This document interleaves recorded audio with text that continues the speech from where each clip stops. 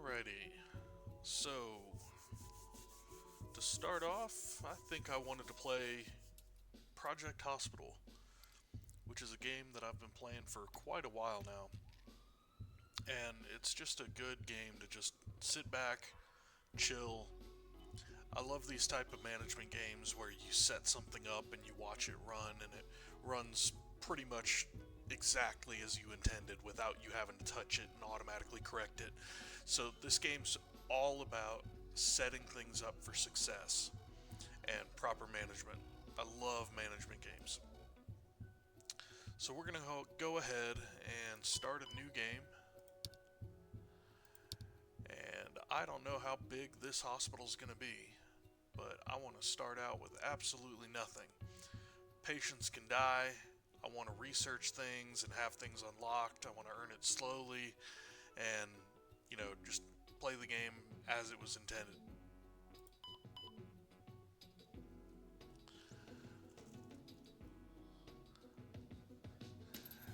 And there's so much detail in this game that you can really get lost down the rabbit hole. But one of the fun things is to just it has a system interacting between the patients and the doctors and the labs and all the actions that need to be taken where you can just let it run by itself. Everything has a purpose, as you're going to see. But right now, we have absolutely nothing. And 8 o'clock on day one, we have $100,000 in our budget. And, well, we need to open an emergency clinic. So, what is that? An emergency clinic, at least right now, there's like two phases of doctors' offices, let's just call them, and there's the clinics and the hospitalization areas. And so clinics are what you would just think of as, hey, your normal doctor's office. You walk in, you get a checkup. Hospitalization is like the emergency room, the ICU, where patients stay for days, that they require intense treatment and examination. And that's mainly where you get most of your money, as you'll see later.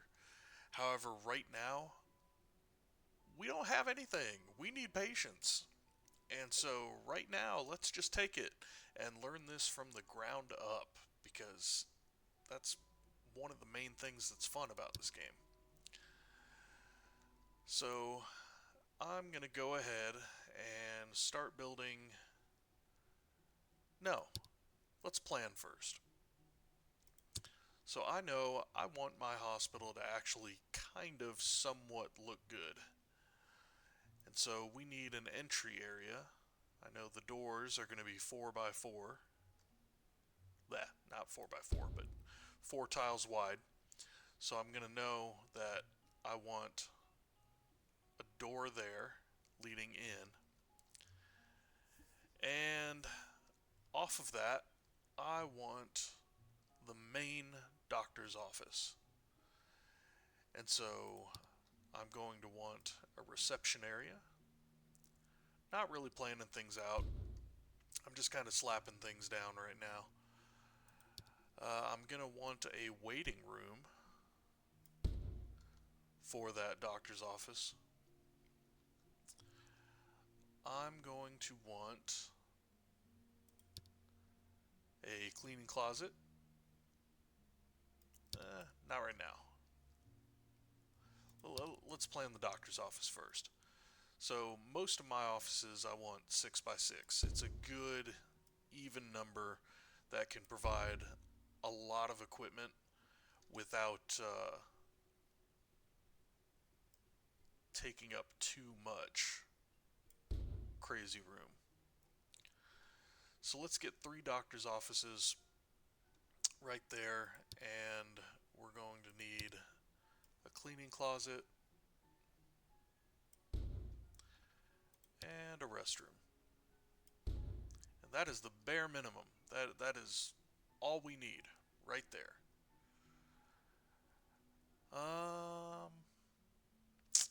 trying to think of whether I want to expand the waiting room into this area because it's kind of wasted space right now, and it does allow you to put chairs and stuff down there. But let's, if I need to expand, I'll expand it. But right now we only have 3 doctor's offices. That's, as you will see, not a lot. But we can always expand later. So right now we have our little clinic to open. And I do like to make things look somewhat realistic. And so we're just not going to leave everything as construction equipment here. Mark down, we're going to need an exterior wall on everything. I know I'm going to want a wall, not on that whole area, but each one of these individual rooms is going to need a wall. Each one of these offices is going to need a wall. And going to need a wall there.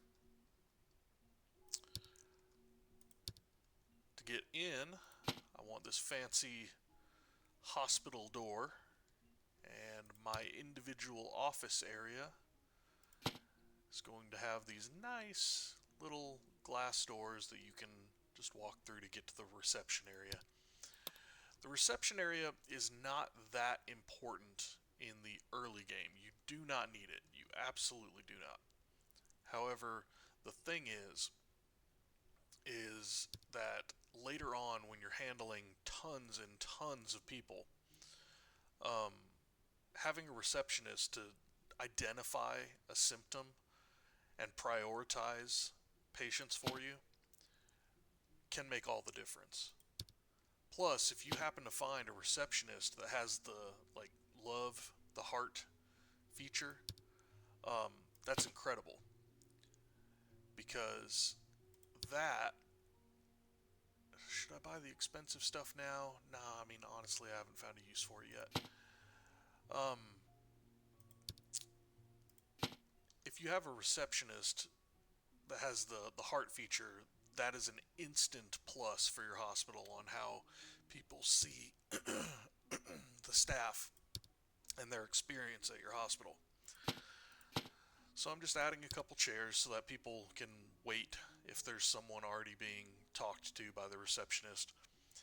But that's really all you need. I'm going to put a filing cabinet on the wall back there. I'm going to put a paper holder right here. Just make it look somewhat realistic. Let's put, I don't know, I'm looking for a plant or something. Yeah, like, oh, look, hey. Alright, the waiting room. The waiting room. All you need are benches. But the queue machine makes a huge difference. Where people walk in, talk to the receptionist, and then queue in to talk to your doctors. And the doctors won't have to come out and flag people and wave them in, which takes a lot of time. And so it's a big efficiency thing to have the queue machine in there. So I am prepping right now for our office to be fairly large.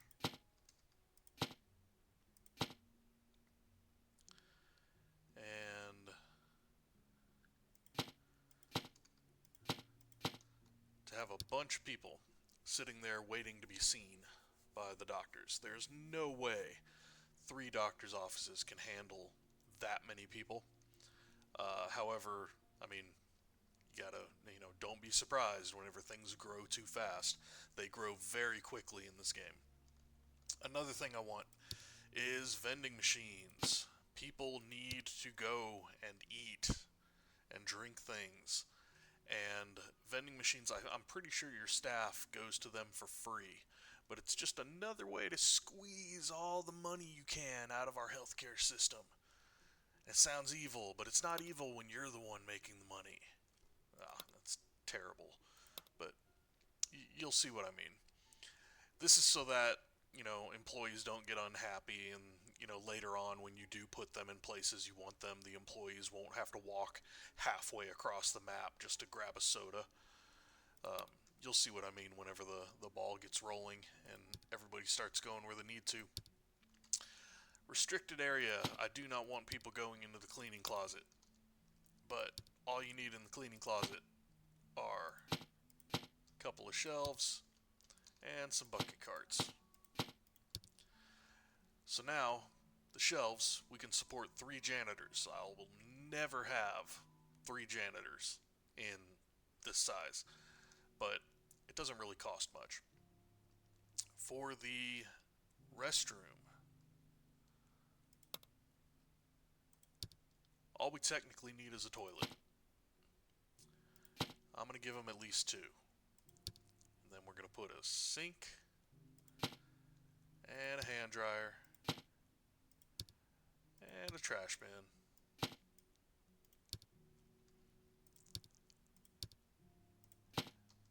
And a door so that they can actually access the toilets. And the walls for this are actually pretty neat. The interior walls, they have a special wall to mimic the kind of style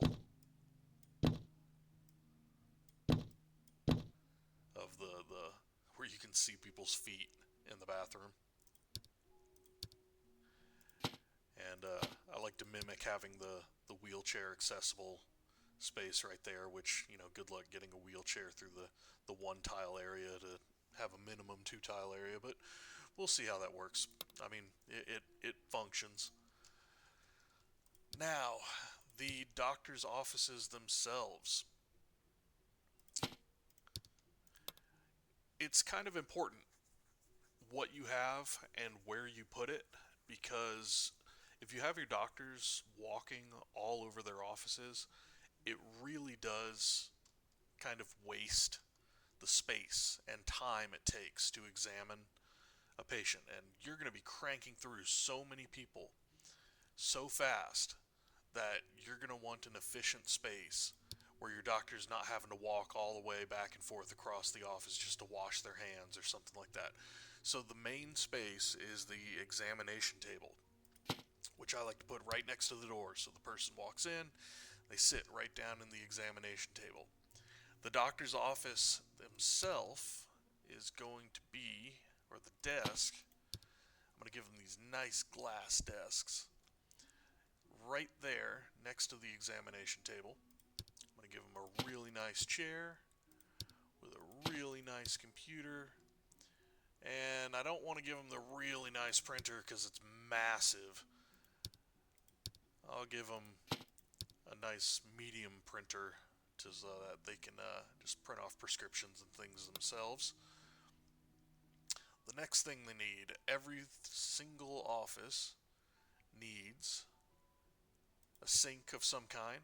So most often you see these doctor's office style sinks in the places where I live in. Put a trash bin right next to that. And some equipment tables, which are only going to be used for the audiometer and CRP scan. And the doctor's only really going to walk all the way across the office unless they are, or when they're performing that specific test. And so it's only whenever a specific test is being done that they have to go up and then back. And so it doesn't use up that much time. Most of the time they're going to be here at the examination table poking and prodding. Put an eye test right there. Everyone needs that. A couple equipment cabinets, a medical light, and now all the dark equipment has been taken up. That is the bare minimum of what is required by every office. And then to do detailed examination or differential diagnosis, that's a very important thing. All of my doctors are going to have that. You'll see later why when I start hiring people, but they need to have the chartboard in the room in order to do that. And bam, there you go. That is the default doctor's office for the emergency room. And I mean, I could put other things in there like posters and stuff like that, but I'm not going to do that right now. We need to start making some money. So, right now, I've got everything I need and a little extra. I've got the receptionist to have a functioning doctor's office. So, let's go ahead and start making some money. I need a doctor. So, I'm going to go hire someone for the day shift. We got a day and night shift. I want only doctors that have advanced diagnosis. This allows them to use that differential diagnosis skill.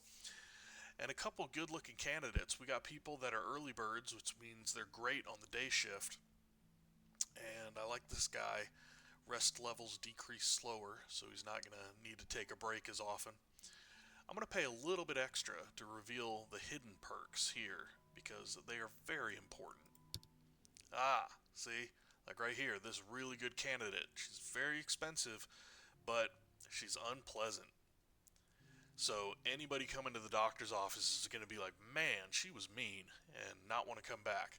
So I'm not really looking for her. However, this guy down here, he had a lot of hidden perks. And so the thing is they're all good. So he's an early bird, great during the day. He's a good boss, which means I can appoint him as the chief doctor, and everyone else will get a benefit from working underneath him. Rest levels decrease slower, and he's comforting. So this is great for emergency room doctors because they are going to be poking at people constantly. They are going to be your most used doctors. So comforting, and I forget what it's called, but the heart trait are going to be your best traits for doctors in the emergency clinics. And he's cheap. He's ridiculously cheap for a person that has the advanced diagnosis trait right here. And he's 40%. Oh, he's an instant hire. Bam. Great. This is your hospital, Dr. Cole. So, awesome. He's already up there. Dr. Cole, you are such a good doctor. I'm going to find you a receptionist and pay a little extra, see what they're sneaking. And the only bad thing about this person is that they're going to wash their hands 3 times. Again, it's a waste of time. But a receptionist really needs to be there all the time. So I'm willing to pay, what I would consider just a little above average for a receptionist for all these positive traits. Again, early bird, great, more effective during the day. People person, for a receptionist, that's great because it reveals personality traits of the patients, not necessarily what's wrong with them, but what type of person they are, which affects the interactions of your doctor. Rest levels decrease slower, and does not take free time breaks. They are always at the desk. That is great for a receptionist. So, bam, Nancy Brown, you are hired.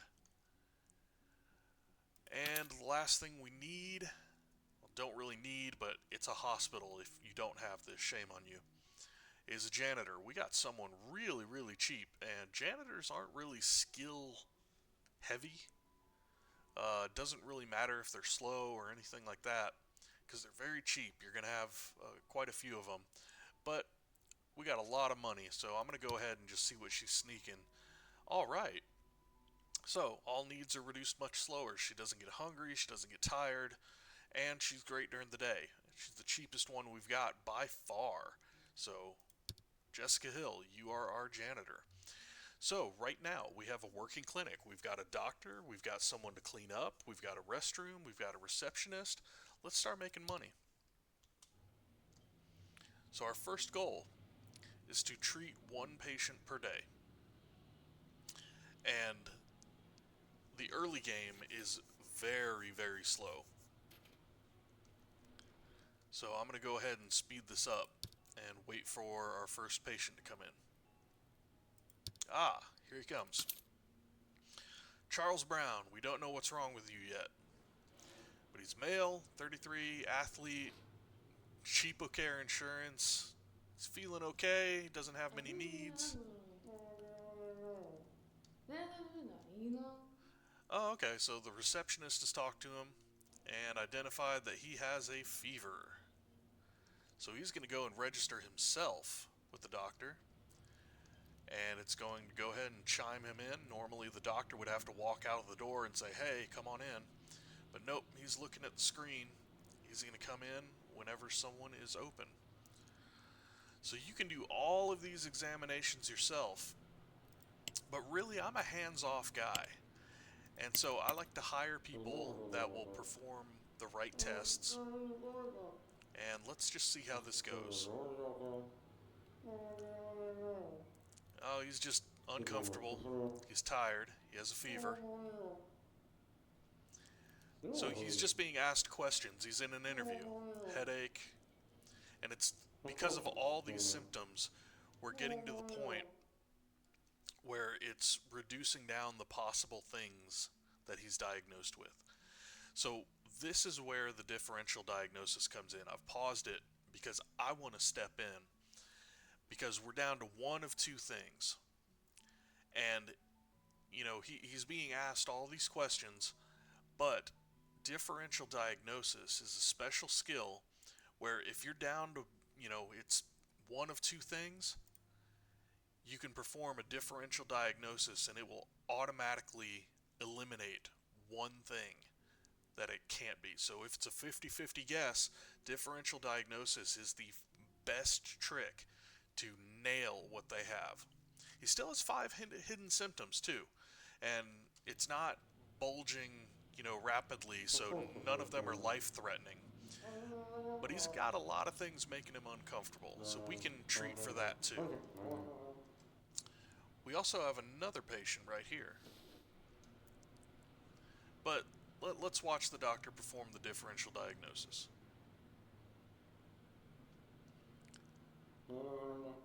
So, he's got the flu. And so he's probably going to give him a lot of stuff to treat, like the fever, sneezing, cough, that sort of things, with all of these treatments. But the main treatment for the flu is antivirals. So he's just saying, hey, take some pills, take these painkillers, rest, and take these antivirals, which will kill the flu and cure you. And bam, that's the whole game in a nutshell right there. I told him to do the differential diagnosis, but things get much more complex in the future, especially when you have people starting to be hospitalized. And you'll see what I mean. But that guy's going to get his prescription, head out the door. I didn't think she saw the receptionist. She just kind of sat down, so we don't know what she's about. And this guy is in some pain, which again could mean anything. That's why we have the doctor here.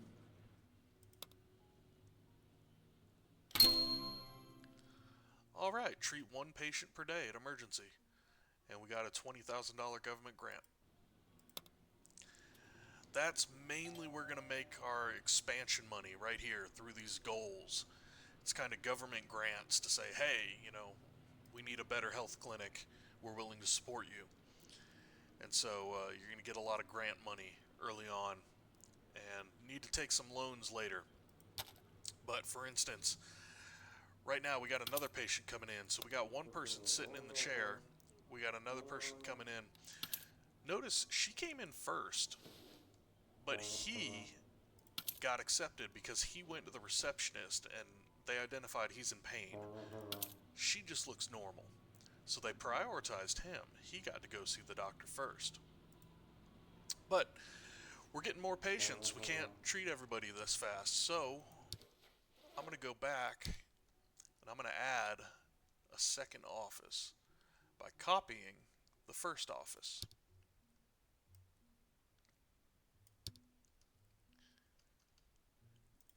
Bam. So we have the exact same office. And I'm going to add another doctor to the day shift. Let's see who we can get. We've got the other candidates. Now, Frank White is a good candidate.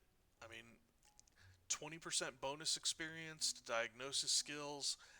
not really that big of a deal, especially he's already a very high rank. He's only going to rank up once, and he's going to be here for a very long time. So, I mean, we don't really need him to gain experience, and he's got the rest levels decrease slower. So I'm going to look for more people. It's expensive. You got to pay $2,500, but again, we're a hospital. We make millions, right? So I'm going to reveal all the hidden perks. Ooh, I see some negative stuff. Depression is not good. Hedonist, twice as much time enjoying food. That's wasting time. I don't want people wasting time on my shift. Hunger increases much faster. Again, you're going to have to go and eat more. I don't want you wasting time on your shift, especially when there's only 2 doctors. So again, I'm going to spend $3,500 to look for 4 more people.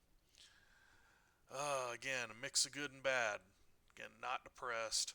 I don't want someone showing up late and hungover, being grumpy. This one's pretty good. He's also got an extra talent for diagnosis, which is awesome. But he has a long drive from home, so when you're one of 2 doctors, I don't want you showing up to work late. Let's roll the dice. $3,500 more dollars. Negative, negative, negative, negative, negative. Roll again. This guy has no negatives, but his specialty is a night owl. And so, he's on the day shift. I might want to take him just so that I can sub him as the night guy later. Because he doesn't have anything negative, but he doesn't have anything positive that would help right now. However, if he was put on the night shift whenever we make one, that might help out. This guy, he's $50 more expensive. He's a pretty well-paid doctor, and he does have all positives, but we've already got a boss. Resting's much faster, again, learning, and extra talent for diagnosis. I might take him because high-paid emergency clinic doctors, they pull their weight. They get a lot of patients. So it might be worth paying that guy some more. Again, I don't want people washing their hands 3 times. It's a waste of time. Twice as much time enjoying food. It's a waste of time. I'm going to spend a little more. Let's roll again. Negative, negative. There's the heart I was looking for. Gives nice staff modifier after interacting with a patient, but spends twice as much time enjoying food. Okay, you know what? There's going to be so many emergency room clinic doctors that I don't really care if one of them is a little bit slow, if everybody loves to work with him, or everybody loves to be their patient. That is a huge plus. So I'm going to go ahead and take this guy because he's got a pretty average salary so that everybody thinks my hospital is fan-freaking-tastic.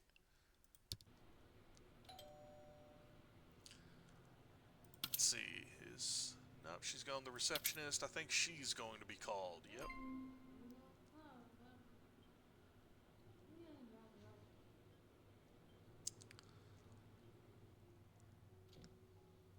So down here in the bottom left, you can see kind of the estimated amount of patients for the day. So we're only going to be looking for 10 people to show up. And, daily events can change that. It can go up, it can go down. But it's kind of a judge of, how many offices you're going to need for the day.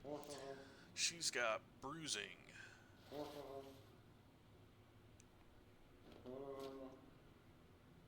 Which could be a lot of different things.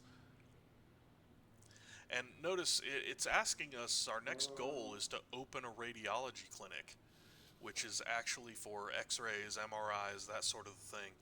And one of the things, the next available, here, let's pause. Oh, it just changed. It was one of 2 things. It was either a hand contusion or a finger fracture.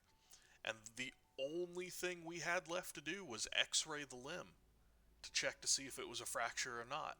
Well, we don't have an x-ray. If it was a fracture, we were screwed.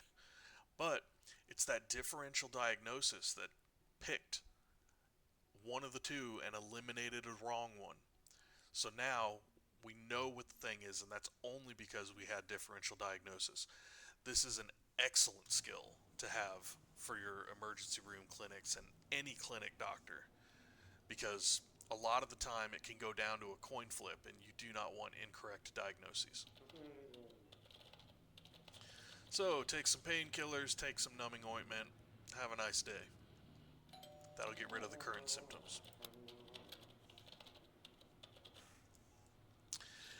And we've got more people showing up. So right now we have a working doctor's office. And it's very clear we can do a couple things to expand here. We've got one more office to open. We can get a third doctor in there. However, I think, two doctors handling this amount of people is manageable for now. This person is limping very slowly. They may have an issue. We may need an x-ray room if she's got a broken leg or something like that.